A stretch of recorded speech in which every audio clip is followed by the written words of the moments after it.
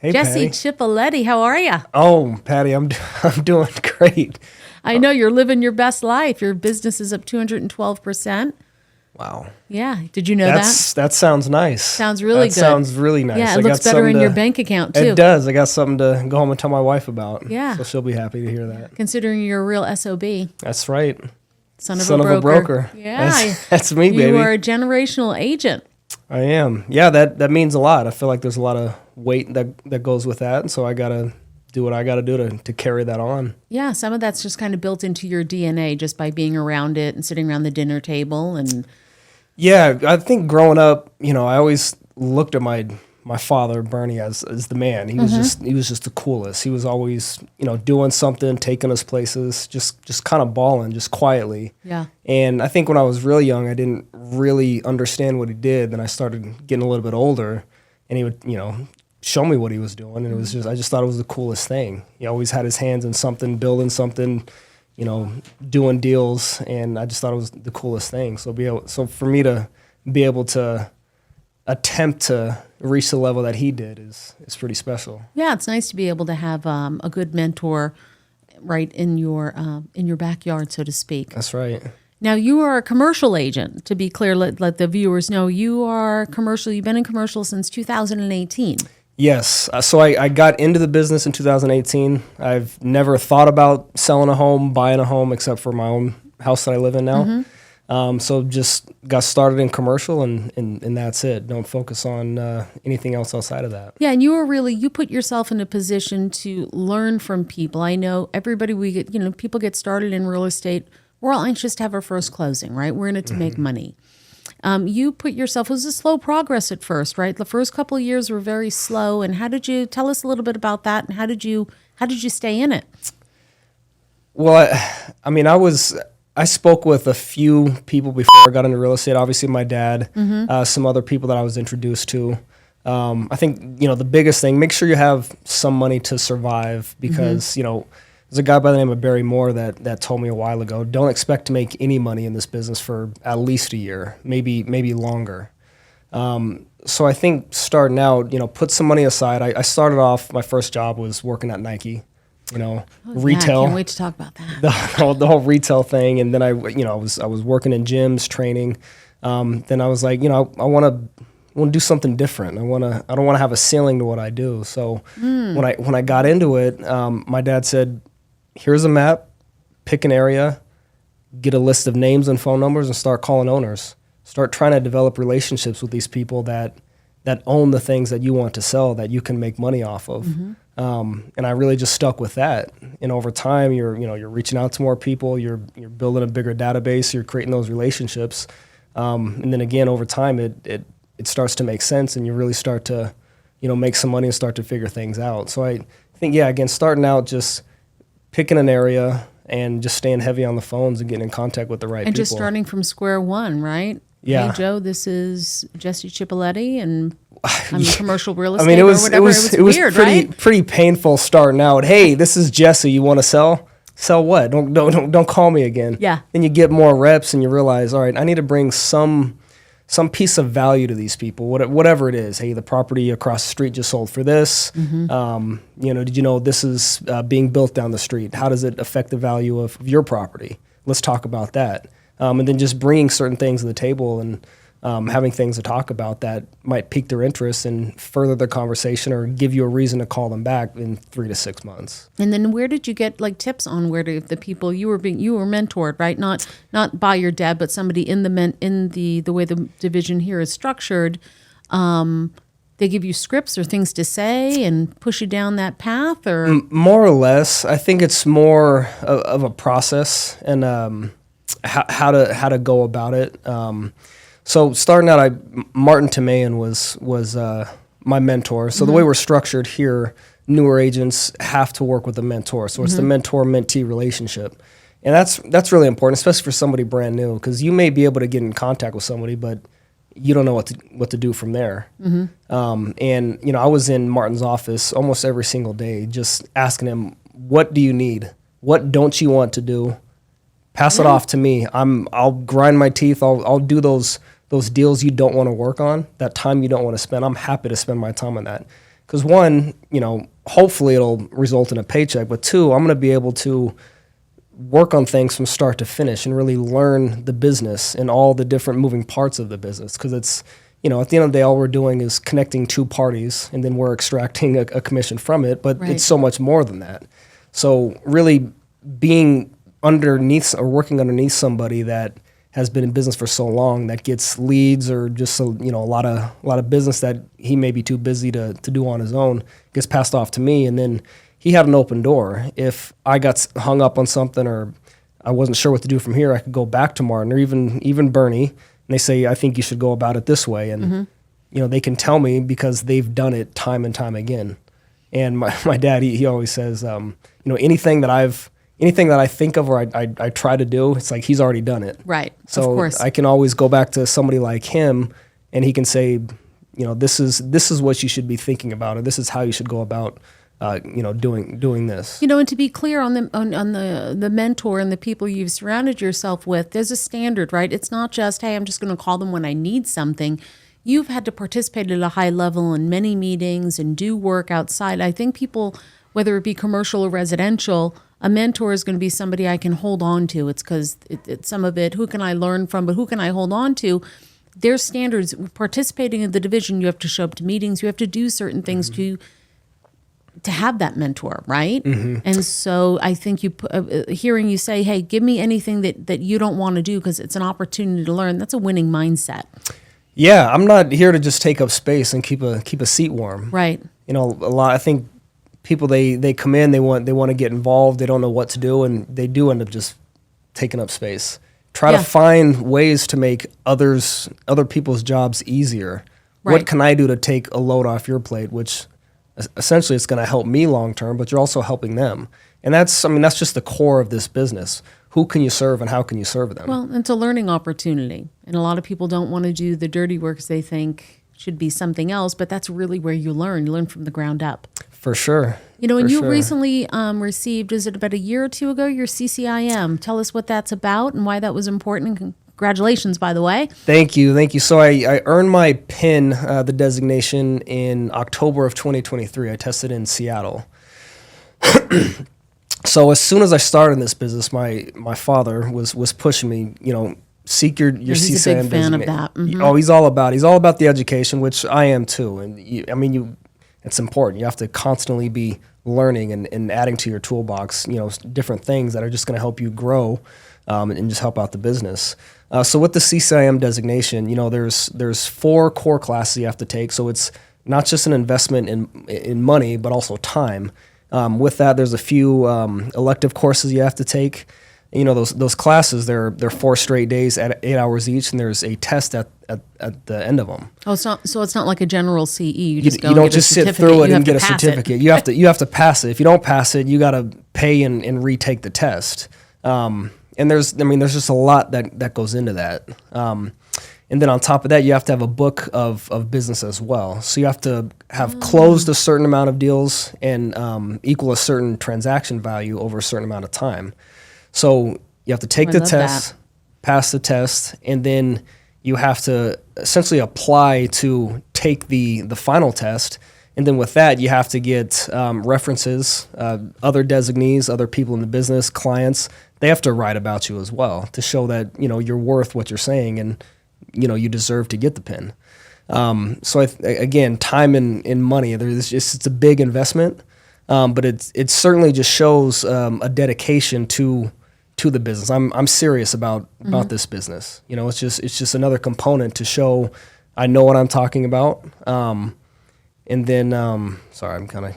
There's a network too there, right? You're fine. There's a network. It's not only education. I didn't realize it had that much that teeth in it, so to speak, right? You have to show you have a book of business. You can't just take it because you want to check things out and I'm thinking about commercial. You really have to be in it because you're going to be in the room with the right people. Has it opened up doors for you too? Because it's a network, right? So it's not just getting the designation. CCIM kind of stick together, right? They seek each other out in different markets, and what else? Yeah, so you are part of this this group, this network of other professionals who have gone through the same thing. I can't say I've directly gotten business from other people in the network, but it does open you up to other Yeah. individuals that are part of that club. You're 2 years young in it. You probably have a long runway ahead of you. Exactly, but it certainly does help. You know, when I'm prospecting, people see that CCIM at the end of my name, and it definitely does get brought up. Yeah, and it's something to talk about, and people appreciate that. That again, I've put in the time and effort to achieve that. What is the one thing you've learned about commercial real estate that you didn't know when you first started? Is there anything that comes to mind, whether it be the actual business itself, the people side of it? Is there anything you look back now and have perspective and say, hey, I didn't really think about that? Oh, that's a good question. I mean, before I got in the business, I talked to some people, and I mean, this is the advice they give anybody get into commercial real estate. They say, don't get into it at all. Just don't do it. Say it's a tough business. It's a tough business. But with that said, there's so much opportunity, and I mean, you wake up unemployed every day. You have to earn your job every day. You got to earn your job. It's eat what you kill. Very capitalistic, as just real estate in general. Anything I did know, I still feel like most days I don't know anything. Yeah, that's a good humbling attitude that leaves you open-minded. Yeah, so I think, every day you are learning something new. There's no two deals or opportunities or even just two clients that are the exact same. Everything, everything's going to be different. I don't even. No, that's fine. And so, do you work on a specific asset class, or do you do everything? So I have been more of a generalist. Okay. I like that, generalist. This far in my career. My home base has always been retail. So the first deal I ever did, it was for a T-shirt company. They did the printing and all that for T-shirts. It was probably 1,200 square foot lease deal over off of Craig and Tenaya. It's like a bunch of industrial places over there. So that that came from my mentor. He gave me the opportunity. Hey, run with these guys. See what you can do for them. We ended up getting it done. Probably took 3-4 months to do. So I really honed in on working with tenants, the tenant rep side of retail. So I think retail, I've done more retail business than anything else. But with that, right now I'm really focusing on, I want to keep the tenant rep business going, office and retail. Okay. But I've really been focusing on owner user product. So buyers, sellers of office and retail. Why does that appeal to you? What do you like about that? I really feel like I connect with small business owners. I read something recently a broker put out on Twitter or X. There's brokers that work with Home Depot, and there's brokers that work with people that shop at Home Depot. I prefer the small business, Nice. the small business owners that have taken it from nothing and have grown their business to something. So I worked with an attorney a couple years ago. He was leasing an executive suite, a couple 500 square foot offices. Then I got in contact with him, and he said he needed to expand. So I helped him buy an office condo. It was 2,000 square feet. I helped him go through the full build out. It was delivered gray shell, his whole improvements. He had probably 3 employees at the time. That was 3 years ago. Now, I got back in touch with him, and he said, I need a much bigger space. Nice. So now we're going from 2,000 square feet to 16,000 square feet. And I enjoy, seeing that growth from people. With that said, too, I like helping, and I'll give you an example. Last year, end of last year, we worked with a furniture company. It was an older couple. They'd been in business for over 40 years. They had a 20,000 square foot building. It started off as 8,000 square feet, and they kept expanding. They built more, and they ended up having 20,000 square feet over in the Northeast, and they were looking at retiring. So we helped them figure out what the property's worth, who the potential buyers are, and we were able to sell that for them. They were able to exit the business, exit the real estate, and now really look towards enjoying their retirement years. Yeah, that's a generational thing. That's what I call that, generational. You become not only do you see the growth, but you're probably helping other people in their world along the way, right? That's probably right. some byproduct, but that's not why you're doing it. It just happens because you organically, you met them, you're authentic with them, you know them, you probably know their kids' names, and that is That's the business worth owning. Yes, That's exactly. Exactly. It's become so much more than just trying to sell something and earn a commission. Yeah, it has more meaning. And the little, the people starting out with hyper local. How could you be more, not be more hyper local than that, than what you're doing now? Speaking of people starting their businesses young and you're growing with them, you also have a young family at home, right? I do. You have. So do. tell us about that. I mean, what's happened? Like, you have a great business. Your business is up 212%. I feel like you're in your flow state in this business. There's a lot to learn. Yeah. I feel like you've got a good rhythm going on. So, and then you have a young family, like the sky's blue. I mean, everything's great. Yeah, everything is great. So I've got my boy Jesse James. So it's not technically Jesse Jr. I'm Jesse Allen. So cool. But Jesse I couldn't think of a better name to call him than Jesse. So he'll be 4 in August. He's just a crazy little dude. He's all over the place. He just finished his first year of preschool. Big boy, big chillin'. He's great. I can't get enough of him. And then my daughter, which I don't love one more than the other, but I think I love them a little bit differently. Yeah, that's fair. Right? I think that's fair to say. Yeah. How old is she now? So my daughter, she's 14 months. Okay. So we just celebrated her first birthday. Legs, huh? She is. She just started walking right after she turned 1. Oh, man. She's still figuring that out. Her legs are getting stronger every day. She loves to eat nonstop. Right now, my son, it's hard to get him to eat anything. He just wants cookies and lemonade. And my daughter, she's eating all day long, and there's nothing she has turned away, which is great. I love that because makes you feel good as a parent, especially if he's eating the good stuff, not just the sugary stuff. Though it'll exactly, pass. Yeah. Exactly. But my wife says we got to get her in soccer sooner rather than later, else she's gonna balloon out. She's gonna be a chunky girl. So. Aw. So you're enjoying that, and then how are you balancing it all? I know when your son was born, everything being your wife has a very fulfilling and a high level career, so you guys are juggling it all. I mean, how are you making it all work? How are you taking care of yourself and your energy plan, and then making sure everybody else has their oxygen mask on after you? Yeah, well, the whole idea of balance, I mean, balance kind of comes in waves, right? So it's like starting out in this career, no kids. I could spend as much time as I wanted in front of a computer, cranking away, doing work. Now, obviously, you try to kids in the morning, work during the day, and then kids at night. There's really nothing else for me to even put my mind to even think about. So it's really about the hours that I have to work, maximizing those. What are the 1, 2, 3 things I absolutely have to get done consistently to obviously earn money to live this life outside of work. Yeah. And then when that time's over and it's time to go pick up my kids, work's done for the day. You're able to be present. I'm able to be present. Huge. That's extremely important. Now, obviously, there's some things that are urgent that are going to remain. Or there's some clients you have such a good relationship with. They can call me at any time, and I'm most likely going to answer because we've developed that relationship and that understanding.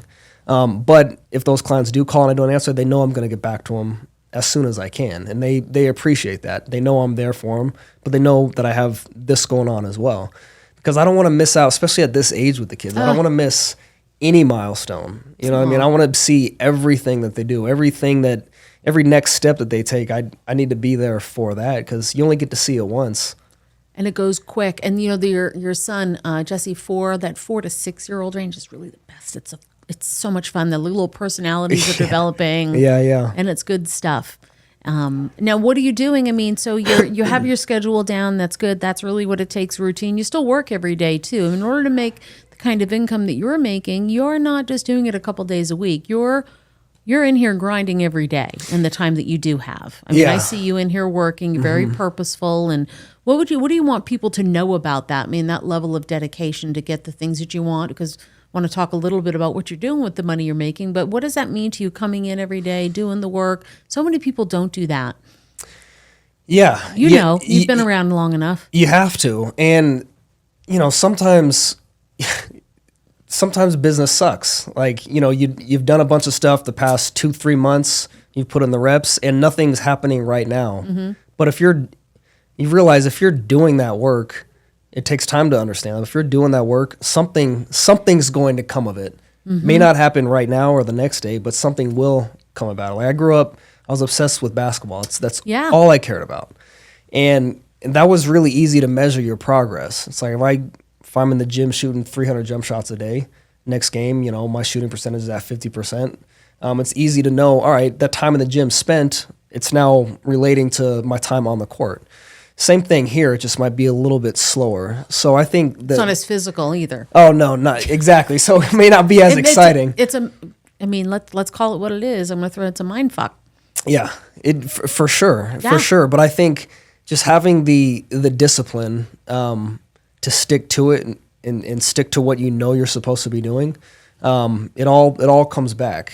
Whether it's a big payday, you develop a better relationship that's going to further your business or further your growth, because it's, I'm always trying to grow in some regard, whether it's, making more money, maybe it's, just a relationship I'm trying to establish with an owner, with a seller. It's that infinite game. It takes time, and we're in that business where we put in a lot of time and having faith in that you're doing the right activities, and the business will come.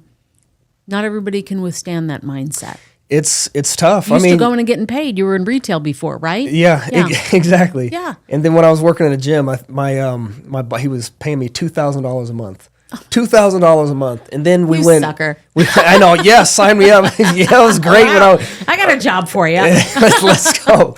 And in that job, we were going door to door trying to sell gym memberships too, because we were a small, owned gym. We were doing semi-personal training where we would write the personal training programs for people. They'd come in. We were open from 5 a.m. to 9 p.m. Whenever they came in, we would kind of take them through their workouts. And that helped apply to this business as well, because like you're going door to door. Rejection just hit you right in the face with it. Well, every no is a yes, right? Exactly. Closer to yes. Exactly. Now you have let's talk a little bit about your obsession with basketball and the playoffs. Are the Knicks going to take it all or what? Yeah, I'll tell you what, I do not pay attention as much to the NBA this year. Okay. Or the past couple years. Okay. So, I'm a big Lakers fan. Oh, I'm sorry. I know. My condolences. Yeah. No. Yeah. So, no. Wish us luck. I don't know. I think I'd like to see Oklahoma City. Okay. I like the MVP Shea. Okay. He's phenomenal, and I like seeing. You're seeing a new era. It was LeBron, a couple other guys, Kevin Durant. They're all kind of aging out. Russell Westbrook, that whole era. Now it's this new era, and it's as I get older, it's the world kind of opens up and slows down a little bit, and you understand that. But I like seeing the new faces of the league, and I think Oklahoma City will. All right. I'd like to see them. I was just curious on your take if you're following it. Now, tell us a little bit about your obsession with Nike. You always have these fly shoes on, and you worked at Nike, and... in the basketball culture, I think it's just sports in general, but basketball especially, it's the whole culture behind it, even off the court. Rappers rap about it, people talk about it, you have that swagger off the court, and I should have been a soccer player. I think I'm more fit to be a soccer player. 5'7" white kid from Vegas. Oh, okay. We're everywhere, and we make more sense to play that sport. But than basketball. Okay. The first time I played, I just loved everything about it. You could, and one thing about being a player, you could wear whatever shoes you wanted, whatever color you wanted. It's a statement of your personality too. Exactly. Right? That's your brand. Outside of just how you play, it's your shoes. You were making a statement with that. And I've always liked it since the first grade. I've always had this obsession with sneakers. Now I've dialed it back a lot as I've gotten older. You have other responsibilities. Yeah, I've got mouths to feed, and I've got a mortgage, and I've got all those other things. So I don't buy as many shoes as I used to. Any idea how many Nikes you have? I'd say, I've sold a lot. I've given a lot away. Okay. My cousin's kid came in town 2 months ago. I gave him like 15 pairs that had just been collecting dust. Wow, nice. But right now, I would say at least 50. Okay, that's at least healthy. 50, 50 more to than 60. I think most people. It's awesome though. You're passionate about it. I've still got pairs that I've had since freshman year of high school. There's certain pairs that I'll never give away. Did you wear them or they're? Oh yeah, because some people collect them now, right? Like for sure. A whole business. Oh, I've got friends that it's just ridiculous. They've got entire rooms in their house that you can't there's no room to do anything except for go and find whatever shoe you're looking for. Okay. How we doing? Am I doing all right? You're doing great. Okay, good. You're doing great. How you feeling? Not bad. I think I'm loosening up a bit. Yeah, you're great. It just takes time. Yeah. It's great, and he'll make you look great. Sweet. Make me look good. Yeah, always. Well, you already look good, so it won't be hard. Okay, perfect. So we'll talk a little bit. We'll finish the Nike, talk a little bit about that, get into like family. What are you doing? Love, health, and wealth. What does wealth mean to you? You have some vacations booked, right? Because that's really what it's about. Yeah. Mm-hmm. But yeah, the Nike, it's funny. I'll share a story about my swagger. I used to play softball competitively. Oh, yeah, I was baby. dripping in Nike. Oof, dripped Only out. Nike. And I the same thing. My mother told me it's time to grow up and get some real shoes because you work now. And then I had Pumas and I had the first Nikes that came out. Yeah, I had the blue Nikes with the yellow swoosh and the waffle. They were running companies before they came out, before Air Jordan. So I'm dating myself, but I was all in. Nice. Yeah. I like it. That's what it's about. I get it. I do have. Are we good? Yeah, go ahead. Keep going. He'll edit out this part. So yeah. with the whole Nike that thing. So there's a quote. I don't know if Deion Sanders was the first to say it. I feel like I've heard it before, but he said it last year. He said, "You look good, you feel good. You feel good, you play good. You play good, they pay good." Oh, So I haven't heard that one. So it's like that. I mean, that's it. It's real. Yeah, I mean, I get the Nike thing. When I was, I played softball competitively in high school, college, and then after when I moved out here, and I was dripping in Nike all the time. Yeah, baby. I had the black cleats, the black gloves, the black sweatshirt. I thought I was so cool. And then as I continued to play, enhance my sneaker collection, my mother said, it's time to grow up. You have to work. You need to get real girl shoes. You have to grow up and buy more than sneakers. And I was so heartbroken. But I get the swag and I get the, I had Nikes when they first came out. I'm definitely dating myself. But There you go. so cool. Yeah. Have you, I know we've spoken about this. Have you thought about buying the Air Jordan throne? That's definitely a thought. I think when when we expand and get a bigger house and Okay, start you might looking have at a that, toilet just for yourself. I think I'm gonna need that. Yeah. Okay. My wife's got to Yeah. let me have some things, and that's one. Even I think if she it's can. a small little, powder room Yeah. with the Air Jordan throne, I think you deserve that. I think I you're do worth it. too. I think Okay. it's very fitting. It, All it right. makes too much sense to pass. Let that me up. know how that negotiation works out. I will. Yeah. I will. Now let's talk a little bit about you. What does wealth mean to you these days? Has it changed over time?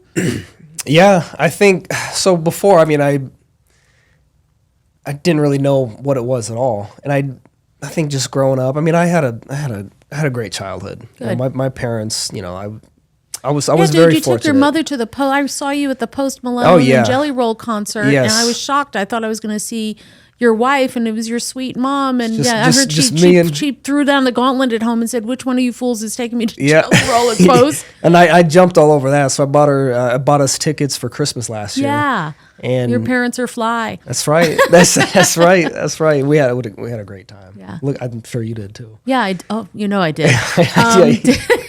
Did you were telling me about your family had a great childhood growing up? Yeah. So when I first got into the real world, the working, getting a job and all that, it was just what can I do, and making obviously earning money. Everybody wants to earn money and all that. And for a while I was good. The couple bucks I was making, it was fine. It worked. And then over time I got a little bit older and I realized I want to make more money. So when you first get into real estate, you're just trying to survive. Yeah. You have a couple bucks to your name in your savings. You're going to live off of that, so you got to stretch that as much as possible. And you're just trying to close deals, as quickly as you can to earn money to keep yourself alive and pay your expenses. And then you close a couple bigger deals, and now you have some money that you can actually either first you got to save it. I'm a penny pinch, right? I like to save. I probably have money. I think I have my first commission checks still saved, Good. and I'm really big on that. Save as much as you can, but as you start saving more, then more opens up. Yeah. You've got 6 to 12 months of expenses. You're good. You can live for the next 12 months without earning another dollar. Obviously, you don't hope to do that. So as I've made more money, I've started to what can I do with this? How can I make this last? How can I make this make me more money? Where can I put this? So my first investment into real estate was 2 years ago, and that was with Kaylee Cho at our office, who I adore. She's great. She's a baddie. She's a baddie, and she's got a couple ground up developments, and I was fortunate enough to be one of the first investors as an LP in both of those projects. So as you make more, you figure out, how much do I really need to live off of?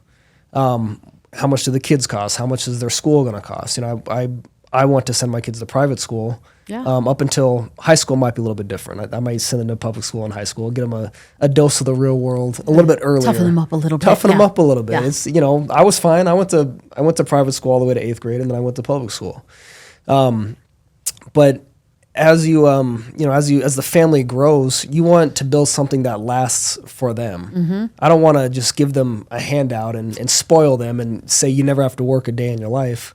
But I want them to be taken care of. Like, what am I doing all of this for? It's not just for now and tomorrow. It's for the future. It's for forever, hopefully. Yeah, the decision you make today, your future self will thank you or damn you for it. Exactly. So, right? Yeah, you're thinking way ahead. And I would prefer to thank myself later on. Well, I and prefer it's my smart kids because to thank me you too. have time ahead of you. So everything being that compound interest and looking way ahead.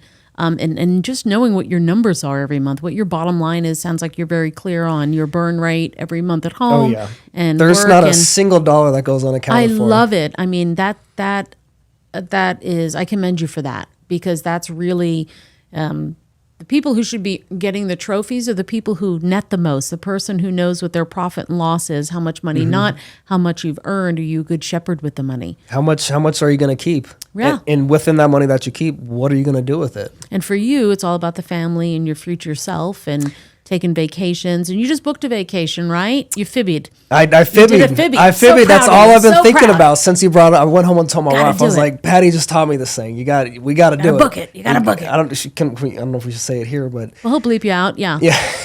Fuck it, book it. Fuck it, book it. Do it now. Fibby. Yep. So I want to talk about 2 weeks ago, we just took the kids to Disneyland for the first time.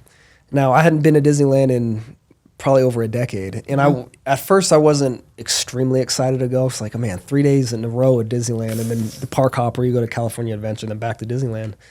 But the first minute we walked in there, I was like, this is amazing. Seeing, my daughter, she's still pretty young, so she doesn't quite know what's going on. Yeah. But my son, that's all he talked about for a month. We were showing him videos of Pirates of the Caribbean. He's saying, this looks awesome. Just hearing him say that. So I got extremely excited. And then you walk in, and we already had all the things planned out that we wanted to see, all the toys that he wanted to buy. So it was great to be able to do that with him. And then, my wife's and our anniversary is coming up in June, and every now and then I do like to have a couple days to myself with just me and my wife. Yeah. So I just booked a trip to South Lake Tahoe. This little boutique hotel about a block from the beach down there. Good. So looking forward to that now. Yeah. Then after that, we're planning Hawaii in December this year. Awesome. See? And that's just looking ahead at those things you can look forward to. It makes coming into the office and doing the work a lot easier. It's just puts things into perspective. Like, man, I don't want to make these calls today, or I don't want to do whatever it is that part of the necessary mundane tasks you have to do over and over again. Just makes those things much easier because you have these things to look forward to. And, you earn the right or the ability to be able to plan those things out. And it's great. And that's impactful. That's purposeful. It's funny. Every time I plan a trip, I have on my Apple Watch where I'm going. So you put the picture on there. I put the picture on there to have it to look forward to. Okay. So I like that. It's funny. We work is what we do, but it's not who we are. That's it right. affords us a wonderful opportunity, and you got to put the grind in, and that's what it's about: is saving, investing for the future, if that's important, whatever it is. Travel, that's the good stuff. That's the I have a saying: it's love, health, wealth, and time to enjoy them. Mm-hmm. Time to enjoy them. Exactly. I spoke about it earlier. Just balance. I mean, balance again comes in waves. Sometimes you gotta bear down, and you gotta work. You just gotta work through things. You gotta put in a little bit more time, or a lot more time than you want. Then other times, I'm just family heavy. Right. It's like, I'm doing nothing for the next couple of days except the family. I'll take calls as needed. But it always comes back to being able to spend that time with my family, enjoy the things outside of work. Yeah, and having that perspective, we call it the counterbalance, right? Nothing's really ever in balance because you might be 100% here and only 70% there. And then you go from one side to, like you said, today's family day. I'm 100% heavy on the family because this is what I've chosen to do. And you might be 50% at work, right? That's the counterbalance. That's right. Work's always going to be there. Yeah, because you don't want to have all the plates spinning in the air. And they're only operating at 70%. You go back and forth. That's right. That's right. All right, you ready for the lightning round? I think so. Right. Let's get after it. To find out what your favorite shoe is. I do got a shoe for you. Okay, good. You ready? Okay, so you got it. Ready? Lightning round. Oh, come on. Okay. All right. Off we go. Favorite Las Vegas hangout spot? Chuck E. Cheese. Favorite sneaker in your collection? It's a pair I don't have anymore, but I used to have this low top pair of Vans, actually, not Nikes, but they had cats on them. It was like just cats. You couldn't find them. You couldn't get them anywhere. I was lucky enough to get a pair, and I wore them till they fell apart. Oh, I had to get rid of them. Book or podcast that changed your mindset? I'm reading David Goggins' Never Finished right now. Okay. I don't think it necessarily changed the mindset. I think it just kind of reinvented it. Well, the good news is that you're reading. Yeah. Right? Yeah, it might take me a while to get it leaders or done. readers, Yeah, right? Yeah. Or readers or leaders, one way or the other. Early bird or night owl? I'm not a morning person, I'll tell you that. Okay. I think more of a night owl, yeah. Okay. Beach, mountains, or city? Beach, If baby. you had 10 extra hours a week, how would you spend them? I would probably spend more time in the gym, Okay. and then just more time with the family. Good stuff. Well, Jesse Chippoletti, it's been a pleasure. It's a pleasure Patty. being in business with you, and thanks for your time. Thank Keep you. up the good work. I will.